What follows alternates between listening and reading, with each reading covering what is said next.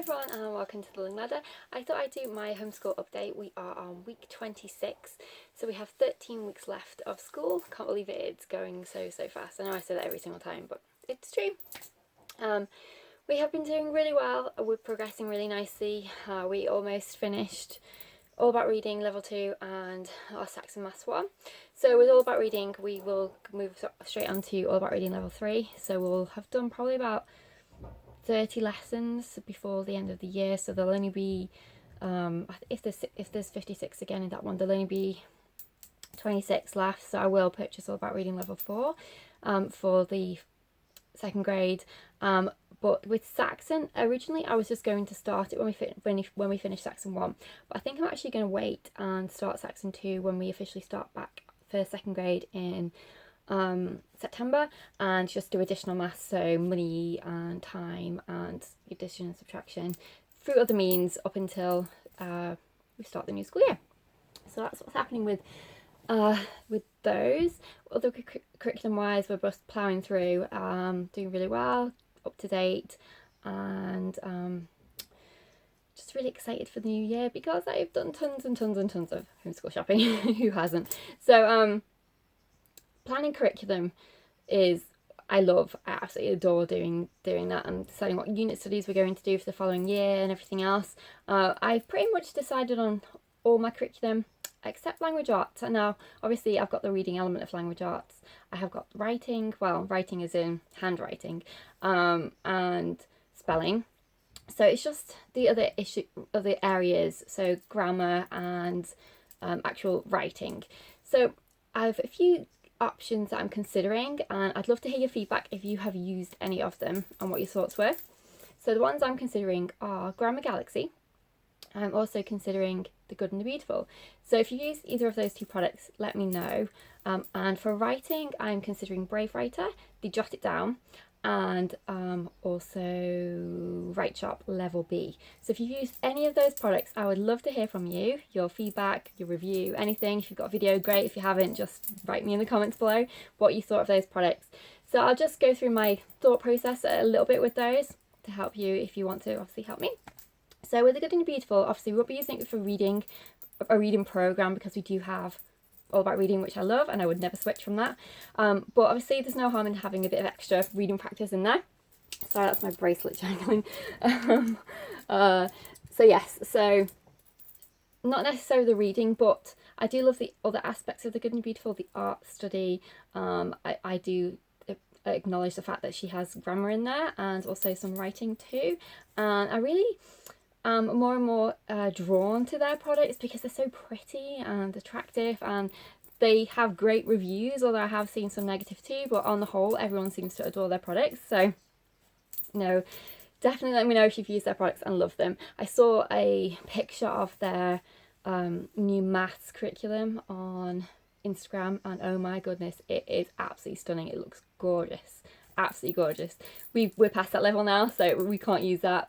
It was level 1, but it looked absolutely stunning. So if you are looking for a maths curriculum that looks visually appealing, then definitely check out the new Good and Beautiful level 1 when it comes out, because it looks gorgeous. So yeah, I'm just drawn to their products because of the not necessarily the religious aspect, because obviously I'm not LDS, but the aesthetically pleasing nature of their products, and obviously the thoroughness, because everyone rates them and says how thorough they are. They cover everything. So definitely let me know if you use Good and Beautiful. The other product is Grammar Galaxy. Now that just seems so fun. I love the fact that it's little letters that the sorry, I should have got myself into a more comfortable position for this video. My foot's gone to sleep.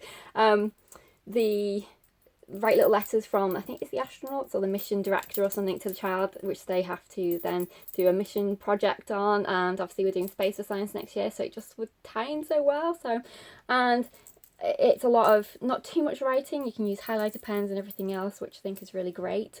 Because obviously that's not the writing project, it's grammar. So if you've used a Grammar Galaxy, definitely let me know. The other two writing ones I talked about were Write Sharp and Brave Writer. Now I've heard so many good things about Brave Writer.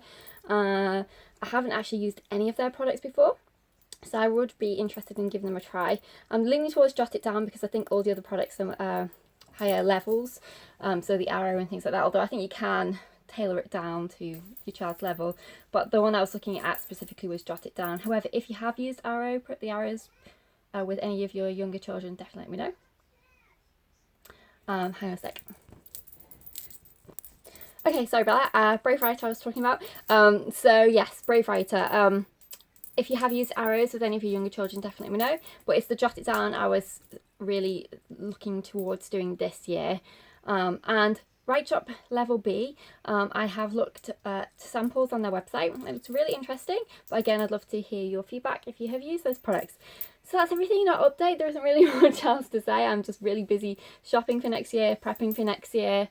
I like to have everything ready to go. And before last year, I was still doing it up into July, but really I want to get it done before then so that I can just completely have the whole summer off, myself personally, obviously.